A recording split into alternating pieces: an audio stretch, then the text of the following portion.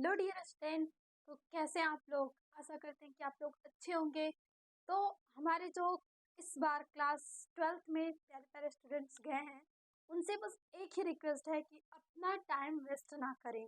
देखिए, उन्हें लगता है कि हमारे पास बहुत समय है, अभी तो बोर्ड एग्जाम में बहुत टाइम है, पढ़ लेंगे हम। और देखिए, इस तरीके से करते करते वो सारे दिन अपना बर्बाद करते चले जाते हैं और लास्ट टाइम में जब एग्जाम्स आ जाता है तो उनके ऊपर बहुत सारा प्रेशर हो जाता है और फिर वो अच्छी परफॉर्मेंस नहीं कर पाते हैं। तो यदि आप भी चाहते हैं कि आपका बोर्ड अच्छा हो, अगर आपका कोई और टारगेट हो, नीट हो, जेई हो, तो आप प्लीज टाइम, अगर आपने 11 को भी वेस्ट किया है ना, फिर भी अभी वक्त है, संभल जाइए और पढ़ना स्टार्ट कर दीजिए। आपसे ये नहीं बोला जा रहा है कि नहीं, अब से तुम 24 घंटे पढ़ो, 12 घंटे पढ़ो, 6-8 घंटे पढ़ो, 10 घंटे पढ़ो। आप केवल अब से आप केवल अपने पढ़ाई के लिए 4 घंटे देने लगे रेगुलर्स, लेकिन वो आज से स्टार्ट करना होगा। अगर आपके लेक्चर्स देख रहे हो तो आज से ही ये अपना टारगेट करो कि हाँ, आज से मैं डेली 4 घंटे पढ़ूंगा। जो भी स्टूडेंट्स हैं, हमारे न्यू स्टूडेंट्स, देखिए आपके जो सीनियर्स थे वो पढ़ के चले गए, तो उनसे कुछ सीखिए। बहुत सारे होते हैं, अगर मान लीजिए वो अपना टाइम वेस्ट करके अगर वो एग्जाम्स दिए हैं, तो वो आपको जरूर कहेंगे कि भाई तू आगे ऐसे गलती मत करना, अभी से पढ़ना स्टार्ट कर, नहीं तो फिर लास्ट टाइम में भाई वन शॉट देखना होगा और हमें चीजें की फील नहीं आएगी और फिर हम रटने की कोशिश करेंगे। और ये तो हम पूरा ह्यूमंस लेके देखे, ह्यूमंस माइंड से होता है, सारी चीजों को रट नहीं सकता है। इस ब्रेन को आप जितना प्रैक्टिकली समझाओगे, जितने मतलब चीजों को समझा के स्टोर करना चाहोगे, उतना ज्यादा स्टोर हो जाएगा। तो आज के सेशंस में हमने जैसे कि केमिस्ट्री के पूरे सिलेबस का डिस्कशन तो कर ही लिया था कि कितने चैप्टर आपको पढ़ने। देखो भाई, केवल 10 चैप्टर आपको पढ़ने बोर्ड एग्जाम्स के लिए, क्लास 12th के लिए। और आप इन 10 चैप्टर को अगर अच्छे से पढ़ लेते हो ना, तो आपको केमिस्ट्री इतनी ज्यादा मतलब केमिस्ट्री से आपका एकदम प्रेम ही हो जाएगा। बहुत सारे स्टूडेंट को लगती है यार केमिस्ट्री तो होती ही नहीं है, इतनी हार्ड सब्जेक्ट क्यों बनाया। भाई एक बार उसे टाइम तो दीजिए। अगर आप इसे टाइम देंगे तो ये भी आपको फील आने लगेगी और आपको अच्छी लगने लगेगी। तो आपको केवल करना है, बस स्टार्टिंग से पढ़ना है। देखिए 11 तो हम ऐसे ही गुजार देते हैं, भाई 11 क्या है, 11 तो हम एग्जाम्स देने नहीं है, कोई बोर्ड के एग्जाम हम ऐसे ही पढ़ लेंगे। कोई स्कूल ही नहीं जाता है, कोई जाता है तो मस्ती में इधर उधर के फालतू चीजों में अपना टाइम वेस्ट करता है। लेकिन 11 जो है वही आपकी न्यू है और वही आपका एडवांस है। अगर आप 11 अच्छे से पढ़ लेते तो 12 कुछ भी नहीं है।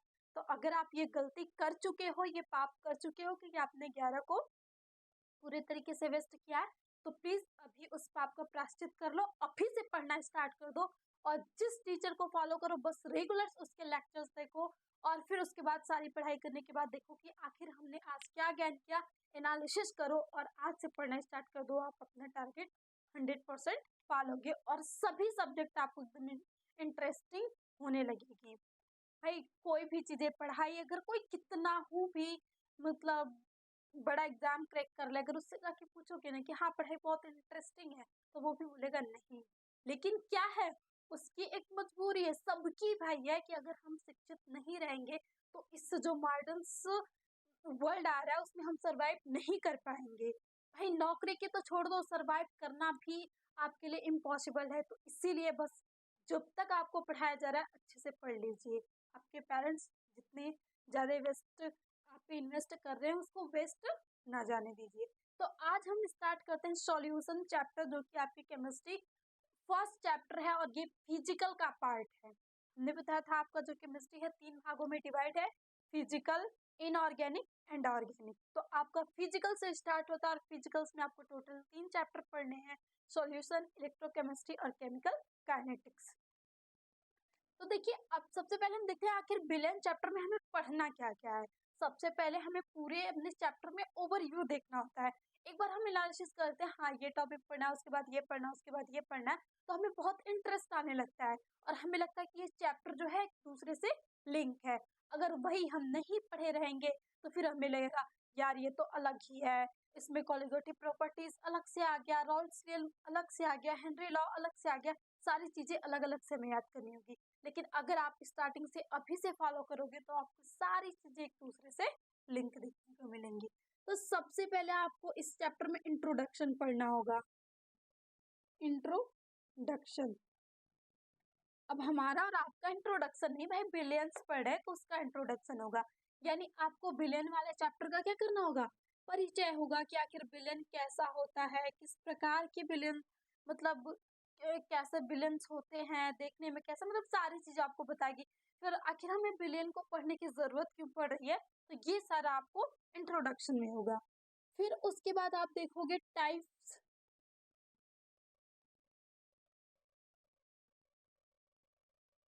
Types of solution. सॉल्यूशन यानी बिलियन के प्रकार। बिलियन के प्रकार हम पूरे आज ओवरव्यू देखेंगे, आखिर इस चैप्टर में आपको पढ़ना क्या क्या है। फिर हमने पढ़ लिया, सबसे पहले हमने सॉल्यूशन को इंट्रोड्यूस कर लिया।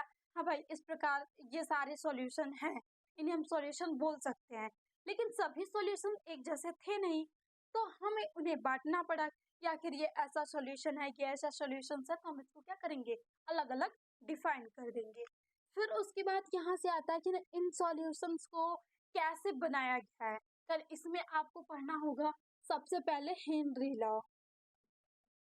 हेनरी का नियम यानी हेनरी लॉ, हेनरीज लॉ। फिर उसके बाद आपके पास आ जाएगा यहाँ से राउल्ट्स का नियम। राउल्ट्स का नियम,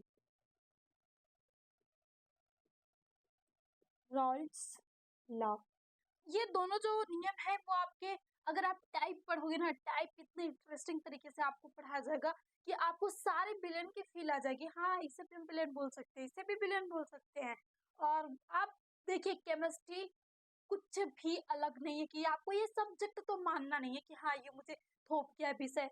भाई, आप बिना केमिस्ट्री के एक दिन भी सरवाइव नहीं कर सकते हो। आप जो पीते हो, आप जो चीजें यूज करते हो, सारी चीजें केमिस्ट्री की बनी है, और खुद ब खुद हम जो हैं केमिस्ट्री के ही बने हुए हैं। तो हमें इस सब्जेक्ट से इतनी नफरत करना एक पाप ही है भाई। जिससे हम बने हैं उसी को नहीं पढ़ना चाहते, तो ये गलत है ना।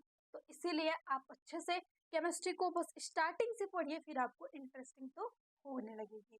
फिर इसके बाद आप इसमें राउल्ट्स के नियम पढ़ लोगे। फिर यहाँ से आदर्श तथा अनादर्श विलयन, आदर्श तथा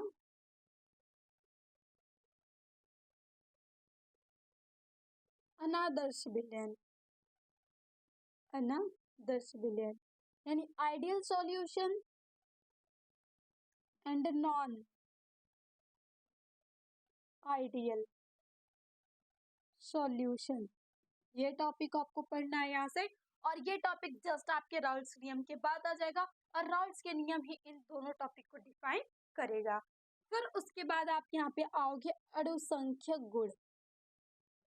अणुसंख्यक गुण, और अणुसंख्यक गुण में जैसे हम बोलते हैं कॉलिगेटिव प्रॉपर्टी, कॉलिगेटिव प्रॉपर्टीज, ये हो गया आपके पास। और लास्ट में आप पढ़ते हो want of factor, want of factor या वांट ऑफ गुणांक, वांट ऑफ फैक्टर। बस इतने ही चीजें आपको पढ़नी है इसमें। यहाँ से थोड़ा सा एक आप मतलब जैसे सांद्रता पद, तो जैसे ये जो होता है ना, इसमें से मतलब कंसंट्रेशन टर्म्स जो आते हैं, जैसे मोललता आ गया, नॉर्मलता आ गया, फॉर्मलता आ गया, उसके बाद मोलरता आ गया, मोलैलिटी आ गया, तो ये सारी चीजें सांद्रता कंसंट्रेशन टर्म्स है, तो उसको तो हम देख लेंगे। और ये सारे टर्म्स आपको क्लास 11th में पढ़ाए जाते हैं, और वही सब आपको यूज यहाँ पे किए जाएंगे बस फार्मूले में, कि अगर हम बिलियंस को बना रहे हैं, तो अब हम कोई बिलियन लैब में बनाने जाएंगे, तो हमें ये तो दिया नहीं जाएगा भाई, लो 1 किलो हाइड्रोक्लोरिक अम्ल लेके जाओ, और ये लो 1 किलो NaCl लेके जाओ और मिला के कुछ बना के लेके आओ, इतना तो आपको दिया नहीं जाएगा। अब उसमें अलग माप दी जाती है, तो वही उस माप को हम कैसे मापेंगे, उसको हम मोलरता, मोलैलिटी, फॉर्मेलिटी के अंतर्गत मापते हैं। जैसे कोई इंजेक्शन तैयार किया गया, तो अब उसमें तो हम नॉर्मली पैमाना रख नहीं सकते जो कि हमारा केजी है, लीटर है, तो उसमें तो हमें छोटे-छोटे रखना होता है, क्योंकि भाई अब क्या हम कोई किसी इंजेक्शन से, अब देखिए भाई आधा लीटर लो इंजेक्शन में लगा दो किसी को, बहुत ही कम अमाउंट लिया जाता है। वो अमाउंट कैसे डिफाइंड होगा वो हम पढ़ेंगे सॉल्यूशंस के आधार पे। वो आपका कोई मेडिसिन बनाई जा रही है, वो किस आधार पे बनाई जाती है, वो बिलियंस चैप्टर्स जो अच्छे से पढ़ा है वही आपके लैब टेक्नीशियंस बनाएंगे किसी भी मेडिसिन को। तो इसलिए ये चैप्टर इतना इंटरेस्टिंग है। कोई मेडिसिन हो गया, कोई ड्रिंक हो गया, कोई जितने प्रोडक्ट जितने भी चीजें आते हैं, हम ये क्रीम्स यूज करते हैं, पाउडर्स यूज करते हैं, वो सभी ना सभी किसी न किसी फॉर्म में आपके सॉल्यूशन है। बहुत सारे हम परफ्यूम्स यूज करते हैं, वो भी आपका एक सॉल्यूशन ही है। तो आखिर हम उन सारे सॉल्यूशंस को देखेंगे। हमारे वातावरण में सब चीजें मिली हुई हैं, तो वो भी एक प्रकार का सॉल्यूशन है। वाटर है, ये भी एक सॉल्यूशन है। तो हर तरह का के कहीं ना कहीं सॉल्यूशन तैयार हो जाता है, यानी हम इस चीज से पूरे पूरे घिरे हुए हैं। तो इन टॉपिकों को पढ़ना है। सबसे पहले हम इंट्रोडक्शन, फिर उसके बाद प्रकार, फिर उसके बाद हेनरी लॉ, फिर उसके बाद राउल्ट्स लॉ, फिर उसके बाद आदर्श तथा आइडियल तथा नॉन आइडियल, फिर उसके बाद कॉलिगेटिव प्रॉपर्टी, फिर उसके बाद वांट ऑफ फैक्टर। तो ये है आपके चैप्टर के इंट्रोडक्शन। अब मतलब ओवरव्यू, इतने चैप्टर टॉपिक को आपको पढ़ना है, और सबसे पहले हम स्टार्ट करेंगे इंट्रोडक्शन से, फिर उसके बाद हम धीरे धीरे यहाँ पे आते हैं अपने चैप्टर पे। तो कई सारे लेक्चर में हम इस पूरे चैप्टर को डिटेल्स में पढ़ेंगे, और सबकी प्लेलिस्ट बना दी जाएगी ताकि आपको इस चैप्टर्स में इतनी फील आ जाए कि आपको फर्स्ट चैप्टर से ही केमिस्ट्री से इतना इंटरेक्शन हो जाए कि आप, नहीं मुझे तो केमिस्ट्री ही पढ़नी है, और केमिस्ट्री को आप एकदम बोरिंग सब्जेक्ट कहना आप दूसरे से भी कह सकोगे, हाँ भाई केमिस्ट्री को कभी बोरिंग ना कहियो। देखिए बहुत सारे लोग ऐसे कहते थे कि केमिस्ट्री में तो एक रूल्स अभी फॉलो नहीं हुआ, तब तक उसको अनफॉलो करके दूसरा रूल्स आ जाता है। भाई केमिस्ट्री में कोई रूल्स नहीं, बस आप स्टेबिलिटी फॉलो करो। जो हम अपने लाइफ में, क्या हम अपने लाइफ में भी चाहते हैं स्टेबल रहे, वैसे ही सेम केमिस्ट्री है।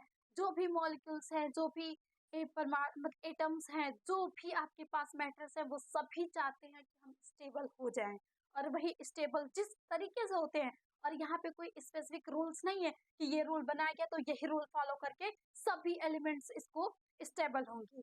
अपने हर एलिमेंट्स की अलग अलग प्रॉपर्टीज होती है, और वो अलग अलग तरीके का रूल्स लगा के स्टेबल होते चले जाते हैं। इसीलिए थोड़ा हमारा केमिस्ट्री लेंदी हो जाती है कि हमें हर एलिमेंट्स की अच्छी तरीके से पहचान होनी चाहिए। और अगर आप इस चैनल पे नए हो तो प्लीज सब्सक्राइब कर लीजिएगा, ताकि आपको हर क्लास की नोटिफिकेशन मिल सके। और आप इस पे लेक्चर अवेलेबल है एलिमेंट क्लासिफिकेशन, उसको अगर आप अच्छे से पढ़ लेते हो तो आपके, देखिए अगर हम इंग्लिश पढ़ना स्टार्ट करते हैं तो सबसे पहले हम ABCD ही पढ़ते हैं, अल्फाबेट पढ़ते हैं। तो अगर हमें केमिस्ट्री पढ़नी है तो सबसे पहले हमें एलिमेंट्स पता होना चाहिए, उसका क्लासिफिकेशन पता होना चाहिए कि आखिर किसे कैसे इसको क्लासीफाई किया गया है, तभी हम आगे चीज़ों को यूज कर पाएंगे। तो इतना तो हमारे स्टूडेंट्स पढ़े ही होंगे, क्योंकि मतलब क्लास 10th पास आउट करके आए, वही क्लास 10th में भी ये सारी चीज़ें हैं, तो पास करके आए हो तो आप कुछ तो पढ़े होगे, कुछ तो परिचय होगे। और बाकी कोई भी टेंशन लेने की जरूरत नहीं है, हम सारे एलिमेंट्स को यहीं पे, हर जहाँ पे आएगा उसकी सारी पहचान वहीं पे देख लेंगे। आपको, अगर आप इस सेशंस को देख रहे हो तो बिल्कुल भी आपको मतलब ये नहीं लेना कि मेरा बेस कमजोर है तो मैं नहीं पढ़ सकता। बस आप इस सेशंस को ध्यान से अटेंड करना, आपका बेस हो क्लियर हो चाहे ना क्लियर हो, आपके सारे टॉपिक यहाँ से आप पढ़ेंगे जो वो क्लियर होते चला जाएगा। तो आइए हम स्टार्ट करते हैं सबसे पहले इंट्रोडक्शन से। यदि हम स्टार्ट करें अपने सॉल्यूशन चैप्टर को इंट्रोड्यूस करें कि आखिर हमें कैसे इंट्रोड्यूस करना है, आखिर अब हम जब आप एकदम जीरो पॉइंट पे आ जाओ कि मुझे सॉल्यूशंस के बारे में कुछ भी नहीं पता है, तो हम वहां से पढ़ना स्टार्ट करते हैं। सबसे पहले हमारे दिमाग में आया, हाँ ये सॉल्यूशन चैप्टर है, सॉल्यूशन सॉल्यूशन बोला जा रहा है, तो भाई ये तो बताओ ये सॉल्यूशंस क्या है। तो सबसे पहले अगर हम सॉल्यूशंस को लेके, सॉल्यूशंस यानी हिंदी में बोले तो विलेन। देखिए यहाँ पे हम दोनों लैंग्वेज में देखते जाएंगे ताकि किसी भी स्टूडेंट को प्रॉब्लम ना हो। और दोनों लैंग्वेज, भाई अगर कोई भी बच्चा अगर हिंदी मीडियम का हो फिर भी उसे इंग्लिश की नॉलेज रखनी चाहिए, क्योंकि आगे इन फ्यूचर आपको इंग्लिश जरूरत पड़ने वाली है। देखिए ये नहीं कि मतलब हमें मतलब हिंदी मीडियम से है तो मुझे इंग्लिश कैसे आएगी, डिफिकल्ट जरूरत नहीं होती है। लेकिन अगर आप एक अच्छे इंप्रेशन रखना चाहते हो अपने स्टूडेंट का, तो आपको इसको साथ में लेके चलना ही होगा। तो सबसे पहले हम सॉल्यूशन देखें तो ये दो चीजों से मिलके बना है। एक है आपके पास सॉल्यूट एंड दूसरा है सॉल्वेंट। सॉल्वेंट अगर हिंदी में बोले तो एक है आपके पास विलेय और दूसरा है आपके पास विलायक। इसी से आपकी सारी गेम स्टार्ट होती है सॉल्यूशन की। अब इसमें आप कैसे डिफाइन करोगे कि अगर हमने एक बीकर लिया यहाँ पे और इस बीकर में मुझे पता नहीं है लेकिन यहाँ पे समथिंग कुछ भरा हुआ है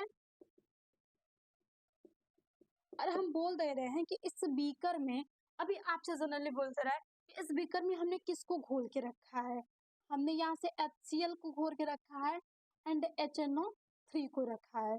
भाई अब इसे हम बीकर में जनरली रख नहीं सकते अगर इन दोनों को मिला के बनाएंगे, क्योंकि एक ऐसी प्रबल अम्ल का निर्माण करेगा। भाई अगर हम कोई कांच का बीकर यूज करें तो वो तो खत्म हो जाएगा। बस यहाँ से हम वो जो चीनी मिट्टी के बर्तन आते हैं, जो कप्स आते हैं, उनको हम यूज कर सकते हैं।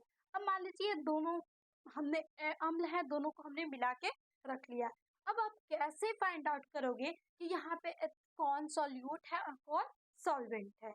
अगर यहीं पे हम दूसरा ये लेते कि हम यहाँ पे ले लिए एक लिक्विड कुछ भी है यहाँ पे खुला हुआ और उसमें आपने NaCl लिया है एंड आपने H2O लिया गया है।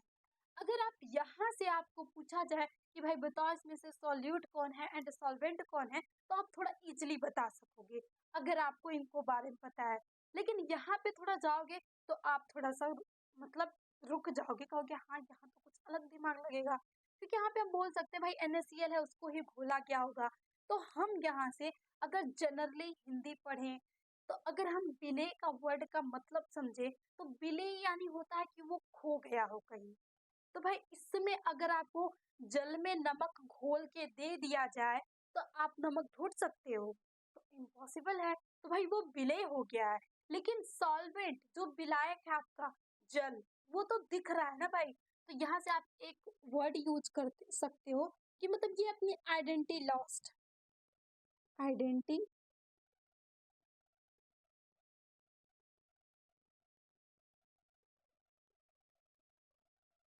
लूजेस, और ये आपके मतलब आइडेंटिटी हमेशा ज्ञान रखता है।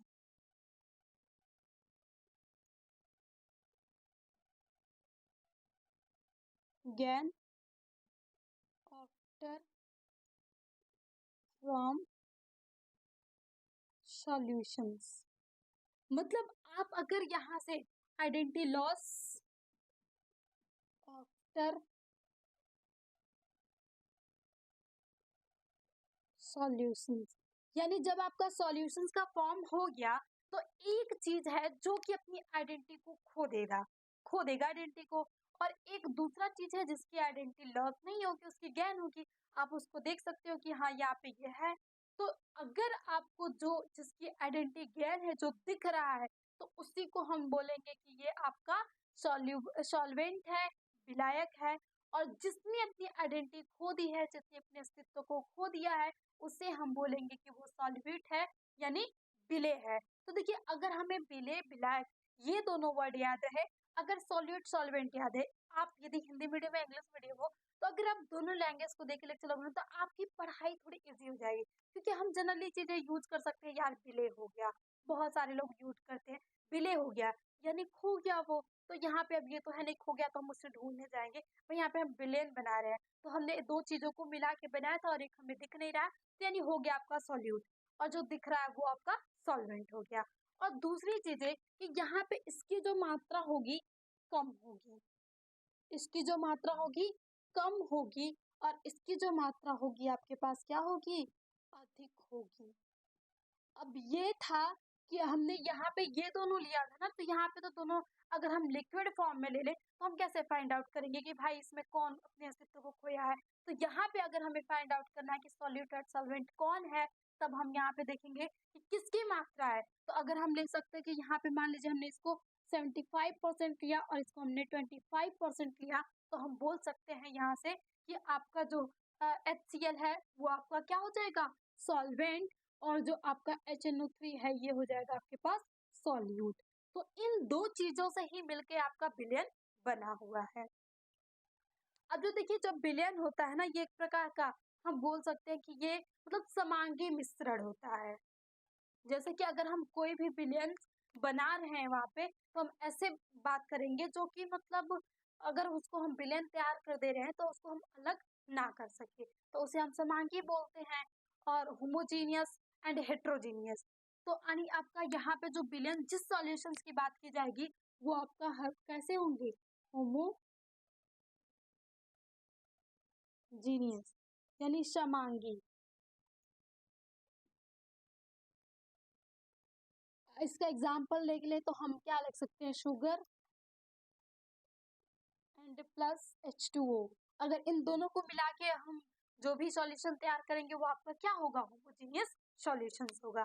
तो यही होता है आपके पास सॉल्यूशंस का पूरा इंट्रोड्यूस कि सॉल्यूशन भाई कैसा, तो एक प्रकार का वो समांगी मिक्सर है, मतलब होमोजेनियस मिक्सचर है आपका सॉल्यूशन। और ये दो चीजों से मिलकर बना हुआ है, सॉल्यूट एंड सॉल्वेंट, विलेय प्लस विलायक।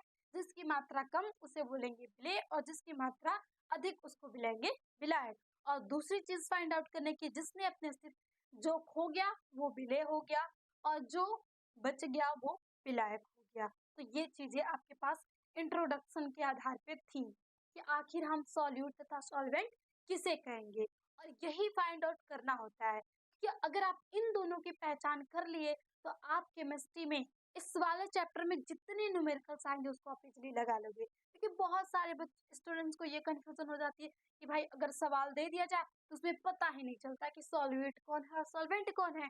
तो अगर आपको सवाल में उसकी मात्रा दी, इसकी क्वांटिटी दी है, तो आप क्वांटिटी देख के फाइंड आउट कर लोगे कि मतलब इसमें क्या है। और बहुत सारे, जैसे कि अगर हम जल ले लें तो क्या कभी जल आपका सॉल्यूट हो सकता है, तो नहीं। हम बोलेंगे भाई जल सॉल्यूट कैसे होगा, जल तो हमेशा सॉल्वेंट होगा। क्योंकि हम बोलते हैं कि जो H2 है वो बहुत ही मतलब हाईली सॉल्वेंट होता है, क्योंकि वो बहुत चीजों को क्या कर लेगा, अपने अंदर घोल लेगा। अगर हम कोई बेंजीन ले लें लिक्विड फॉर्म में, वो भी हम क्या बोलेंगे कि अगर हम उसे कार्बनिक विलायक हो गया वो एक प्रकार का, तो वो भी घोल देगा। यानी जो लिक्विड फॉर्म में चीजें होती हैं अक्सर करके घोल लेती हैं। और ये आप अपने दिमाग से निकाल दीजिएगा कि हम किसी लिक्विड को ही सॉल्यूशन बोलेंगे, ऐसा बिल्कुल भी नहीं है।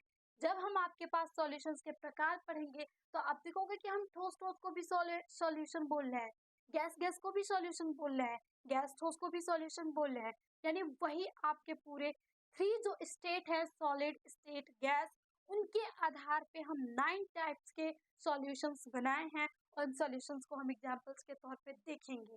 तो ये था आपके पास इंट्रोडक्शंस आपके विलेन चैप्टर का कि वो किससे मिलके बना हुआ है। तो सबसे पहले आप सॉल्यूशन का इंट्रोडक्शन दोगे, तो भाई सॉल्यूशंस किसे कहते हैं, तो homogeneous mixtures are called solutions. And मतलब ये जो दीज आर है टू टाइप ऑफ से मिलके बना हुआ है, एक आपका सॉल्यूट, दूसरा आपका सॉल्वेंट। जो सॉल्यूट है वो जिसकी मात्रा कम होगी उसे हम सॉल्वेंट बोलेंगे और जिसकी मात्रा अधिक होगी उसे हम सॉल्वेंट बोलेंगे। और दूसरी ये पहचान की, जो अगर हम सॉल्यूशंस बना लिए हैं जिसकी आइडेंटिटी खो गई है उसे हम सॉलिड बोलेंगे और जिसकी आइडेंटिटी हमें दिख रही है उसे हम सॉल्वेंट बोलेंगे। जैसे कि हमने यहाँ पे लिया था H2 एंड HCl, तो यहाँ पे अगर हम फाउंड आउट करना है तो सबसे भाई हमें यहाँ पे पता है कि हम जल की ही क्वांटिटी अधिक लेंगे और NaCl की क्वांटिटी कम लेंगे। क्या भाई हम ऐसा कर सकते हैं कि हम पूरे 1 kg नमक को लेके आए और मतलब आधा ग्लास पानी मतलब लेके और उसमें हम पूरे नमक को घोल लें, तो नो, ऐसा पॉसिबल नहीं है। क्योंकि जल आपका जो यहाँ पे अधिक होना चाहिए तभी वो आपके सॉल्यूशन यानी नमक सॉल्यूट को घोल पाएगा।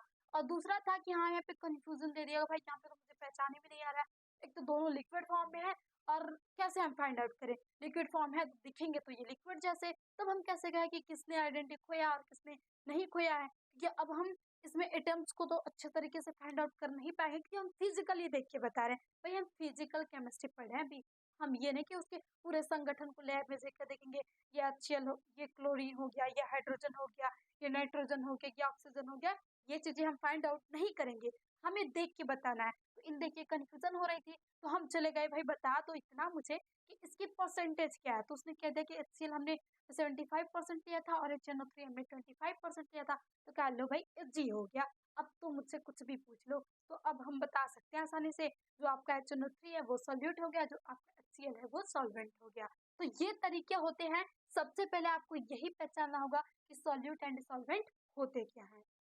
अब इसके बाद इसी में थोड़ा सा बेसिक चीज स्टार्ट होती है कि आखिर आप यहाँ से हर चीज में यूज किया जाएगा मोल, MOL, क्योंकि आप जो भी आप विलेन चैप्टर पढ़े थे इसमें सारी चीजें में मोल में निकालोगे। तो भाई अब ये मोल क्या होता है, कैसे निकालेंगे हम मोल? जैसे कि आपसे बोल दिया जाए कि यहाँ से आप 5 ग्राम NaOH का मोल फाइंड आउट करो।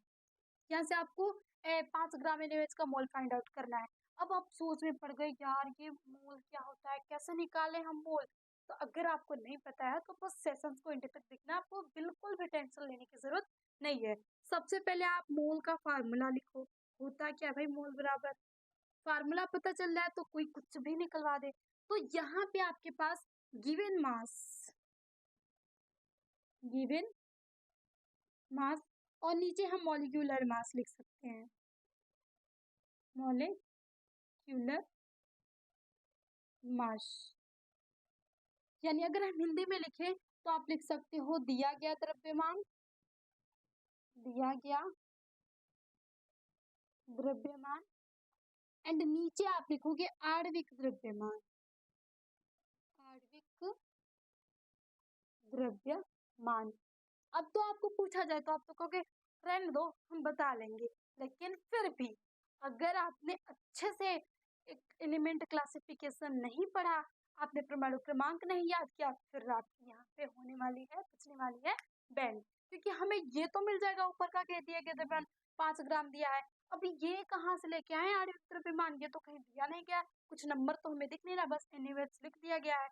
भाई अगर NaOH लिखा गया है तो आपको एक चीज तो करनी पड़ेगी, बस थोड़ी सी मेहनत, कि आप 30 तक केवल आप इसके परमाणु जैसे एटॉमिक मास याद कर लो, परमाणु भार याद कर लो कि सोडियम का कितना होगा, ऑक्सीजन का कितना होगा एंड हाइड्रोजन का कितना होगा। सभी के मतलब ये जो अणु भार हो गया, आप नीचे अणु भार भी लिख सकते हो या आणविक द्रव्यमान भी लिख सकते हो। तो यही आपके पास मॉलिक्यूलर मास जो होता है, यानी सभी का जो मॉलिक्यूलर मास है उसको निकाल के जोड़ दोगे तो आपका जो ये NaOH दिया है उसका मॉलिक्यूलर आणविक द्रव्यमान निकल जाएगा, मॉलिक्यूलर मास निकल जाएगा, और आप सारे क्वेश्चन यहीं से फाइंड आउट करना शुरू कर लोगे। तो यही आपका सबसे पहला बेस है इस चैप्टर का।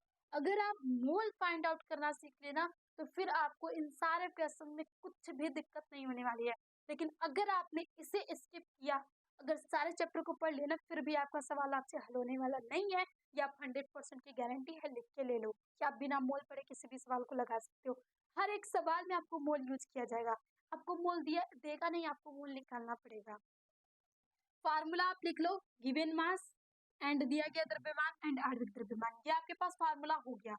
अब देखिए हमारे पास 5 ग्राम NaOH कैसे हम निकालेंगे। तो देखिए आप लिख सकते हो कि सोडियम का जो होता है 23 और ऑक्सीजन का होता है 16 एंड हाइड्रोजन का तो होता है 1।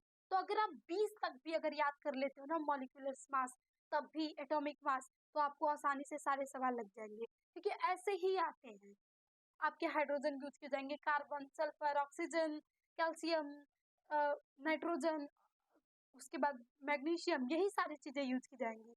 ये नहीं आपसे दे दिया भाई लेके चले आओ यहाँ से, आप कोई अदर गैस जैसे प्लेटिनम ले लो, ये सारी चीजें नहीं यूज की जाएंगी। आपको कम से कम ही चीजें, यानी अगर आप 30 तक याद कर लो तो बहुत बेस्ट है, अगर नहीं हो रहा है तो 20 तक ही आप मैक्सिमम याद रखो। अब हमें पता चल गया कि N का और O का और हाइड्रोजन का एटॉमिक मास क्या है। अब इन सभी को अगर हम जोड़ दें तो हमारा नीचे का द्रव्यमान निकल जाएगा। तो यही आपके पास, अगर आप यहाँ से मोल फाइंड आउट कर रहे हो तो यहाँ से ऊपर तो आपको लिखना है 5 ग्राम, एंड इन सभी को जोड़ के, क्योंकि NaOH सबको जोड़ के बनाया गया है, यानी NaOH कैसे बना है, Na plus O plus hydrogen, तो आप उसी की जगह जोड़ दो 23 प्लस 16 प्लस 1। तो आप जब जोड़ोगे तो ये कितने हो जाएंगे, 6 1, यहाँ पे हो जाएगा 0 एंड 2 3 4, यानी 40 आ गया आपके पास। अब ये मोल्स अगर आपको फाइंड करना है NaOH का, तो यहाँ से इसको अगर कट आउट कर दोगे तो यहाँ से आ जाएगा आपके पास 8, और इसको अगर आप 1/8 भी लिख सकते हो, या तो अगर डिवाइड करना चाहो तो कर सकते हो यहाँ से 0